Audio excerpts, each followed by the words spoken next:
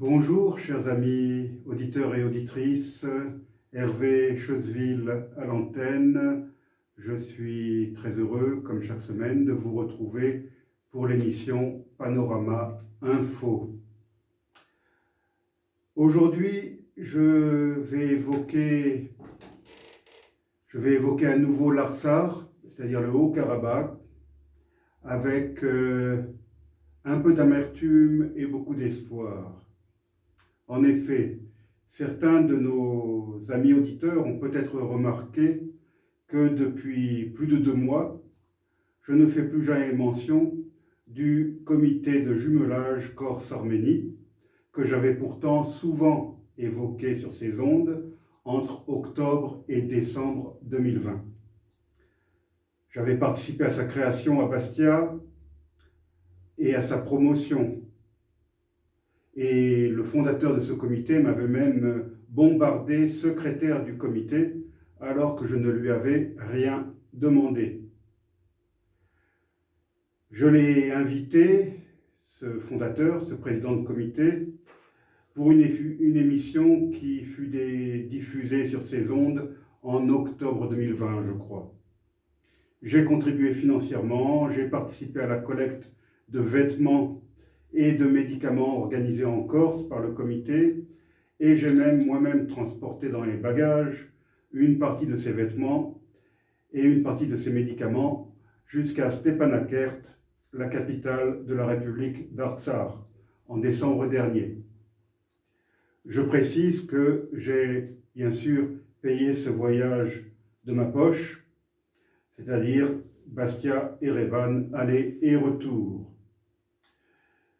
Cela suffit à prouver, je pense, la sincérité de mon engagement en faveur de l'Artsakh, du Haut-Karabakh.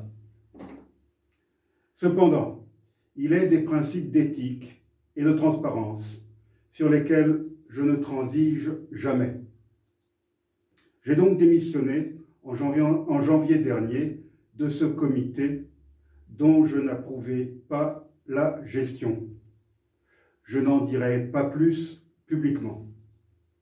Cette décision douloureuse ne remet nullement en cause mon engagement en faveur de l'Artsakh, engagement qui débuta bien avant que le comité soit créé et qui se poursuit malgré ma démission. Mon dernier livre, Nouveau prêche dans le désert, publié en septembre aux éditions Vincentello d'Istria, donc publié avant que je ne fasse la connaissance du fondateur du comité, ce livre constitue la preuve de cet engagement, puisque un chapitre entier, le dernier chapitre, est consacré à la question du Haut-Karabakh. Puis, depuis mon retour de l'Artsakh, en décembre dernier, avec un peu d'argent donné par des amis, des membres de ma famille et par moi-même, nous sommes parvenus à offrir des plaques de cuisson à la cantine de la section maternelle de l'école numéro 10 de Stepanakert, une école qui avait été bombardée et endommagée par l'armée azerbaïdjanaise durant la guerre d'agression de septembre-novembre 2020. Ceci est un modeste mais concret exemple de solidarité active, de ce qui peut être fait sans bruit, sans communiqué trompettant, sans montage vidéo grandiloquent. Et ce ne sera pas le dernier acte que nous poserons, avec ou sans comité, en faveur de l'Artsakh, en faveur de la cause de l'Artsakh, une cause qui m'est chère. Je ne regrette en aucun cas de m'être rendu en Arménie et en Artsakh en décembre dernier. J'ai beaucoup appris durant ce séjour d'une semaine dans le Caucase. À Stepanakert, j'ai pu constater les dégâts occasionnés par la courte mais cruelle et inégale guerre imposée par le régime de Bakou à un petit peuple présent sur cette terre depuis au moins 2 millénaires et demi. Les églises, les monastères, les superbes Khatchkars qui parsèment cette terre rude et montagneuse témoignent tous de l'ancienneté de cette présence, ainsi que de l'enracinement de la foi chrétienne incarnée par l'Église apostolique d'Arménie. Un Rakhkar, je m'excuse pour la prononciation, c'est un type de stèle spécifique de l'art religieux arménien. Ce mot signifie en français « pierre à croix ». Par la finesse de la sculpture, par leur omniprésence, ils sont un peu l'équivalent des calvaires bretons. Je voudrais maintenant dire quelques mots au sujet de cette école numéro 10 de Stepanakert. Cette école numéro 10, ce numérotage, c'est typiquement soviétique. Je le dis pour nos auditeurs qui ne sont pas familiers du système, mais dans les pays autrefois communistes, dans toutes les villes, les écoles sont numérotées. Elles portent aussi un nom, mais sans doute par facilité administrative, le pouvoir soviétique les avait numérotées. Donc cette école numéro 10 se trouve à Stepanakert, capitale de la République d'Artsakh, que l'on appelle aussi le Haut-Karabakh. Elle fut construite en 1982, à l'époque de l'Union soviétique. Avant la guerre de 44 jours, déclenchée par l'Azerbaïdjan le 27 septembre 2020, elle comptait 65 classes et 1180 élèves, dont 178 en section maternelle. Depuis la réouverture de l'école en janvier dernier, seules 19 classes ont pu être effectivement utilisées. Les autres ayant été sérieusement endommagées par 5 missiles Smerch tirés par l'armée de l'Azerbaïdjan durant la guerre de septembre-novembre 2020. Les missiles Smerch, ce sont des missiles soviétiques, russes, qu'on appelle russes aujourd'hui. La cantine ainsi que les bureaux ont également subi beaucoup de dégâts. L'école fonctionne malgré tout, sauf la section maternelle, où d'importants travaux sont encore nécessaires. En février dernier, nous avons donc pu fournir 2 appareils de cuisson pour la cantine de la maternelle.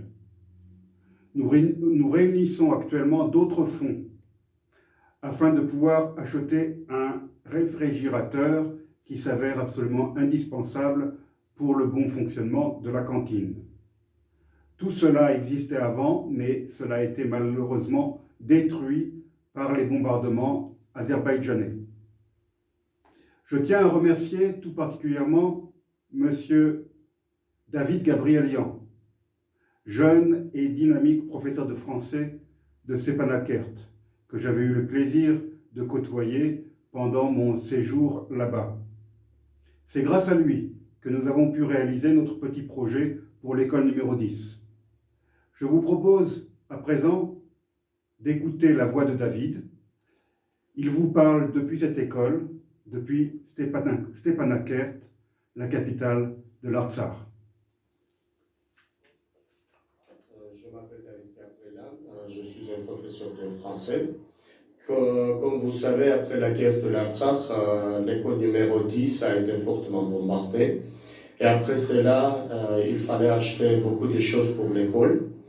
Et aujourd'hui, je veux vous montrer les 2 appareils de cuisson qu'on a achetés pour l'école. Et c'est grâce à Madame Marguerite et Monsieur Hervé Chesvy. Merci beaucoup pour tout ce que vous faites pour l'Artsakh. Merci particulièrement à Madame Marguerite qui nous a donné 200 € pour l'achat de ces appareils. C'est pour les enfants de la maternelle, de l'école. On a aussi besoin d'un réfrigérateur qu'on n'a pas acheté, qu'on n'a pas encore acheté. Et voilà.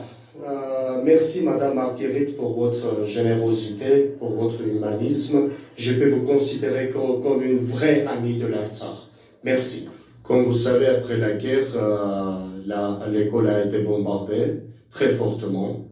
On peut dire que les Azéris ont utilisé 5 missiles de Smerch Et voilà, c'est la maternelle de l'école qui a été complètement détruite. Pour cela, les enfants ne fréquentent pas encore l'école maternelle de l'école. Maintenant, les enfants ne peuvent pas fréquenter la maternelle de l'école parce qu'elle est complètement bombardée. Ici, il y a un besoin de vaisselle, d'un réfrigérateur, parce que toute la vaisselle était cassée. Voilà, c'est la vaisselle. Et grâce à M. Hervé Chesville, on a acheté 2 appareils de cuisson pour l'école, pour les enfants de la maternelle. Voilà, tout était cassé, le réfrigérateur, les appareils de cuisson, c'est la cantine de l'école, les salles de bain. Merci, chers camarades, pour votre attention. Je voudrais signaler également que dans cette école, comme dans d'autres écoles de l'Artsakh, la langue française est enseignée.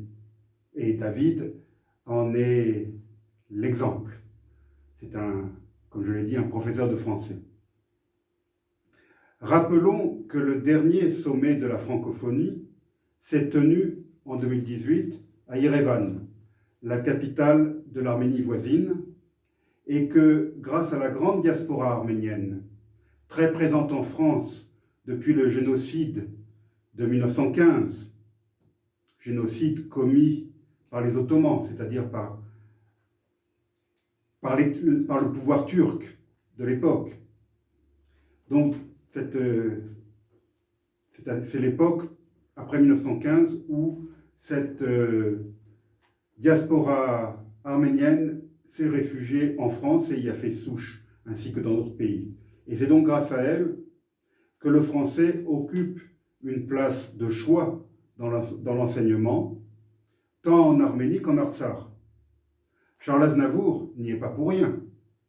Lui, dont une grande place d'Erevan porte le nom, et dont l'image est omniprésente à Erevan et dans d'autres villes d'Arménie. Pour illustrer mon propos, je vous propose de retrouver David, qui s'est rendu dans une classe de français de cette école numéro 10 de Stepanakert. Mais maintenant, nous pouvons voir que malgré tous les bombardements, la vie des enfants continue à l'école. On apprend aussi le français, qui est une langue très préférée pour les enfants. Aujourd'hui, nous allons assister à un cours de français et la maîtresse qui s'appelle Mademoiselle Oksana. S'il vous plaît, commencez votre leçon. Bonjour les enfants. Bonjour mademoiselle. Asseyez. Maintenant les enfants, on va commencer notre leçon. Qui va commencer? Idran, commence s'il vous plaît. La neige, Dieu, 16, Pastamès, Brest, Pastilléré, la neige, Beige, Brest, 16, Beige, 16, la neige, Brest, une chaise, une maison, un maître, une maîtresse. L'hiver, c'est l'hiver. Zmere, il fait froid. Sur terre, la neige tombe, tu m'égalises, tout est blanc. Amborciolin cel mare, Ivan et Victor sont devant la maison. Victor et Ivan dans l'archevêque, ils jettent leur bulle de neige. Neam Rahumen Zmegound. Et Minou fait un bonhomme de neige. Minou Padraskumen Znemat. C'est assez très bien. Merci à ces enfants, à ce garçon en particulier. Je précise pour ceux qui n'auraient pas bien compris qu'il lit donc sur un livre de classe de français et qu'en même temps il traduit dans sa langue maternelle ce qu'il est en train de lire, c'est-à-dire en arménien. Merci aussi à David, ce professeur de français artsakiote, pour son reportage et pour son témoignage que j'ai tenu à partager avec vous, chers auditeurs. J'en profite également pour rendre hommage et pour saluer l'admirable travail accompli par l'Alliance française de Yerevan, que j'ai pu visiter en décembre dernier. Sa directrice et son personnel, ses enseignants, très dynamiques eux aussi, jouent un grand rôle pour le rayonnement du français en Arménie, mais aussi au-delà de l'Arménie, en Artsakh. Car bien sûr, les relations sont très fortes entre l'Arménie et l'Artsakh. Les habitants des deux pays sont des Arméniens, ils parlent la même langue, ou presque. Cette école numéro 10 a donc rouvert, malgré les conditions particulièrement difficiles. Elle a même dû accueillir de nouveaux élèves, ceux qui, avec leurs familles, ont dû abandonner leurs maisons et leurs écoles dans les territoires à présent occupés par l'Azerbaïdjan. C'est le cas malheureusement de la ville de Chouchi, la deuxième ville du pays et ancienne capitale de l'Artsakh, distante de seulement 17 km de Stepanakert, dont l'armée de l'Azerbaïdjan est parvenue à s'emparer le 8 novembre 2020, quelques heures seulement avant la signature d'un cessez-le-feu imposé par la Russie et après des combats acharnés. Cette ville, perchée entre 1300 et 1600 mètres d'altitude, domine toute la région. Stratégiquement située, elle constitue le verrou de l'accès à Stepanakert, qui se trouve en bas, dans la plaine. En me rendant à Stepanakert en décembre dernier, je suis passé à Chouchi, ou du moins dans les faubourgs de cette ville. Je m'y suis même arrêté quelques minutes, puisqu'à un important carrefour est installé un gros barrage de l'armée russe, qui assure officiellement le maintien de la paix, ou du moins le respect du cessez-le-feu de novembre. Et il a fallu montrer patte blanche à ces soldats russes. De cet endroit, j'ai pu voir la ville de Chouchi, à quelques dizaines de mètres seulement, ainsi que des militaires azerbaïdjanais, juste derrière le barrage russe, et les énormes drapeaux azerbaïdjanais qu'ils avaient installés un peu partout, pour prouver le succès de leur conquête.